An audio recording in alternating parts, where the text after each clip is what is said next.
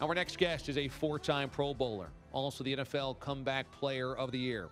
The first pick overall in the 2001 NFL Draft and one of the most exciting players in NFL history. He's now participating in the American Flag Football League, where games are broadcast on the NFL Network. It's the AFFL's U.S. Open of Football in Atlanta this weekend, 7 p.m. Eastern Time at Fifth Third Bank Stadium. The semifinals have 4 professional teams and 4 amateur teams. So you could be in one of these teams and in one of these games. And our next guest is the captain of one of the professional teams, the Roadrunners. Tickets for the U.S. Open of Football available now at AFFL.com. The great Michael Vick joining us this morning here on the show. Mike, good morning. Hey, good morning. How you doing? I'm doing great. How you doing? I'm doing great, man. Just sitting here watching the big trade the big signing with LeBron James. I thought it was pretty cool to wake up and see that. So, yeah, just relaxing this morning. Is it going to be weird to see LeBron James in a Lakers jersey? We've been talking about this all morning. Yeah, you know what? It was weird to see him in a Heat uniform. I had to get used to that, and I'm pretty sure a lot of people did. But you know what? Putting on that Lakers uniform, man, I think anybody can wear, any superstar can wear a Lakers uniform and make it look good. It's just a nice-looking uniform anyway. So LeBron fits the mold. It's still going to take some getting used to. Yeah, you know, there is something about that Lakers jersey where superstars want to play for it. They want to go and wear that jersey, and I think you're right. Kind of feels like every player in the NBA, probably when he was a kid, thought about playing for the Lakers at one point in time, right? Yes.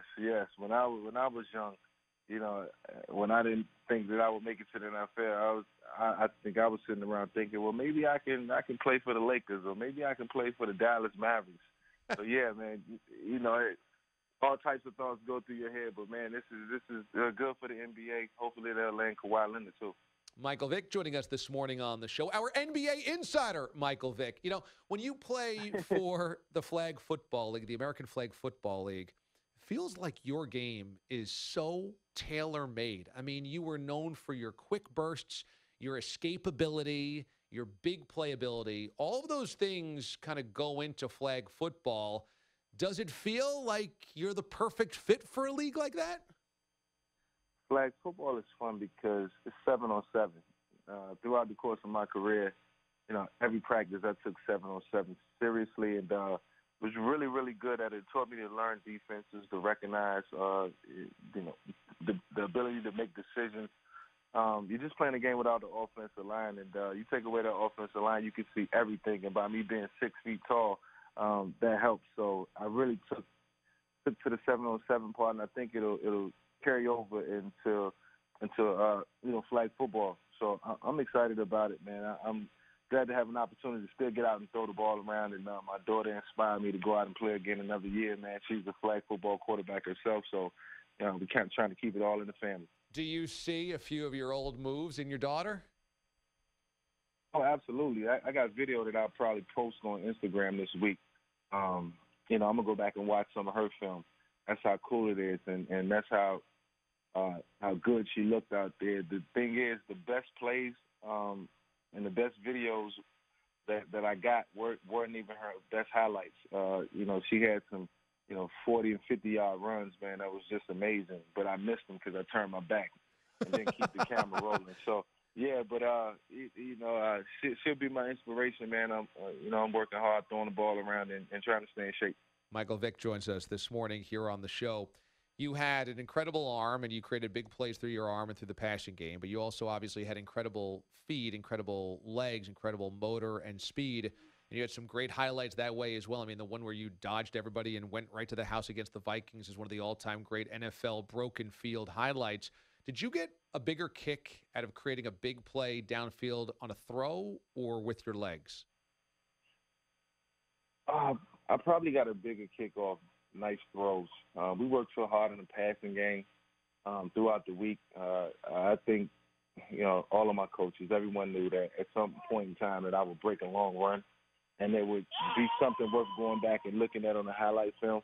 So after those long runs, you know, once they were over, you know, it was just like gaining a little bit of ground. But in the passing game, you move down the field so fast, and it was easier that, I got more excitement out of the passing game.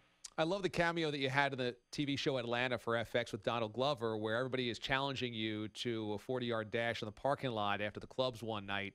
I'm wondering, do you get that? Does that literally happen where people are like, yeah, man, I want to race you. I'll put some money down. I could beat you. Whether it's the club, the supermarket, Walgreens, people always want to challenge me to a race. People always think they're faster than me. Thank God that I don't look like a older guy. So, they still think I'm 28 and still can run. But I won't accept the challenge. I won't accept the challenge. I don't want anybody Instagramming me losing a race, in a McDonald's parking lot. No, that's not going to happen. Yeah. So what do you think your 40 time is these days? These days, I've been working out a little bit. Speed and quickness still there. Been playing basketball, so I would say I can still run a high 4.5 easy. Oh, yeah? 4.5? That's still good, man. Yeah, probably can run a 4.4 if I train hard enough. But, that's just the type of body, the genes that I have. And, now it's being used for flag football. I got 13 years worth of NFL, highlights and remarkable plays, with that talent, with that speed. So, very thankful, man. Still grateful that I can get up every day and feel good, feel healthy, be with my family, and still go out and throw the football, man. It's, it's quite remarkable.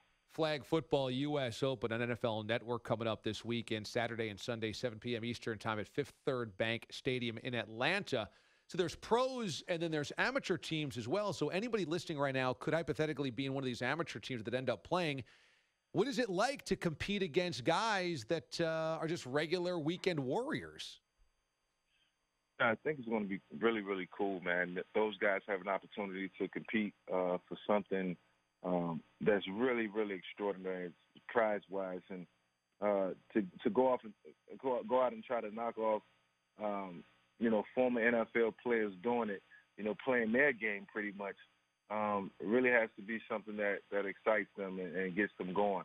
The thing for us is we have to go out there and play their game and live up to the level of competition and make this game, really spectacular so that, kids who don't, have an opportunity to play in the National Football League, don't make it in the AAF, the new football league that's coming.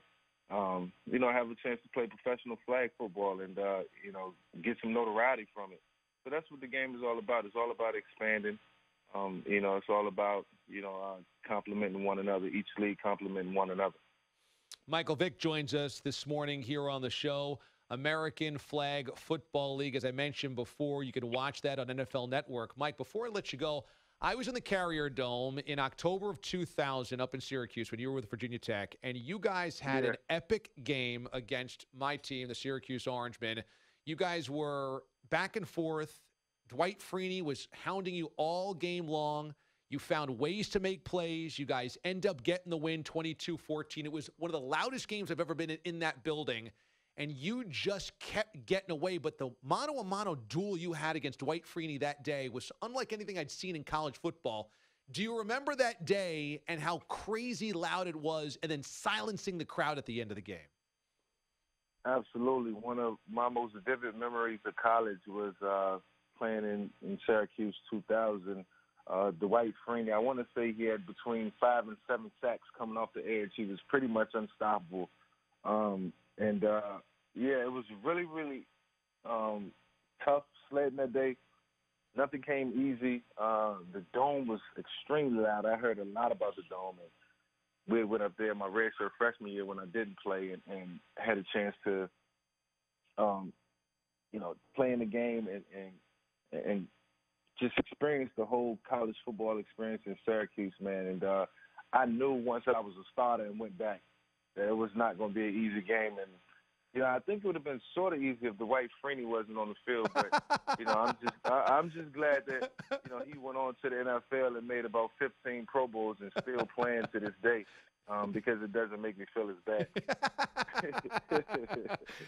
Michael Vick, that's awesome, joining us this morning on the show. Check out the semifinals of the American Flag Football League, the U.S. Open of Football, Atlanta, Saturday and Sunday, 7 p.m. Eastern Time, Fifth Third Bank Stadium. Semifinals have 4 pro teams, 4 amateur teams. Mike is one of the captains of the pro teams, the Roadrunners. He's going to play Chad Ochocinco's team on Saturday. Tickets are available. U.S. Open of Football available now at AFL.com. Great stuff, Mike. We'll be watching coming up this weekend, buddy. Thanks so much for carving out time for us today. This was a lot of fun. All right, bud. Take it easy. Thanks. You too. You got it. Mike Vick joining us this morning on the show.